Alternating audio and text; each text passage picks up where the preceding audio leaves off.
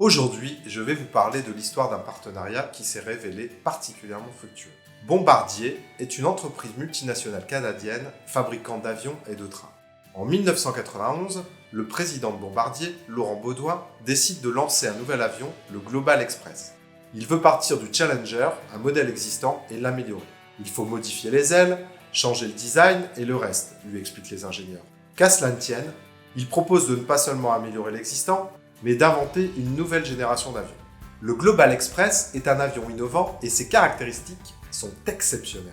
Destiné avant tout à une clientèle d'affaires, l'avion vole à Mach 0,89 et il peut parcourir sans escale la distance entre New York et Tokyo.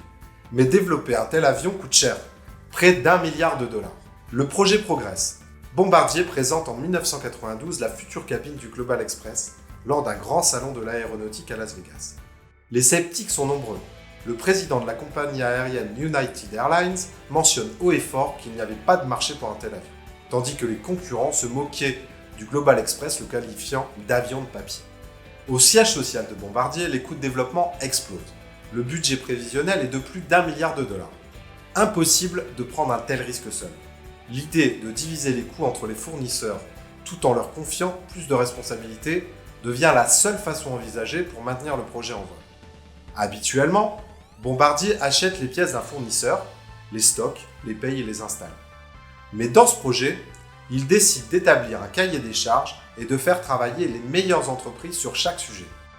Le Global Express se transforme alors en un immense projet de co-création. Bombardier choisit de passer du rôle de concepteur à celui d'un intégrateur global.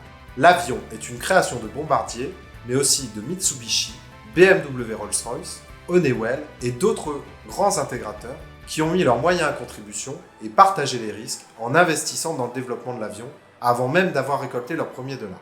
Avec tous les ingénieurs de tous les partenaires, le seul moyen de réussir cet exploit est de réunir tout le monde dans un lieu donné avec l'obligation de réussir.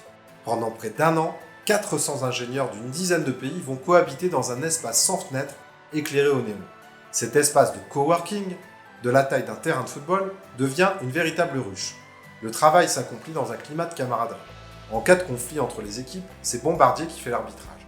Les ingénieurs, surtout les japonais, font de longues journées jusqu'à 22h, parfois même les samedis.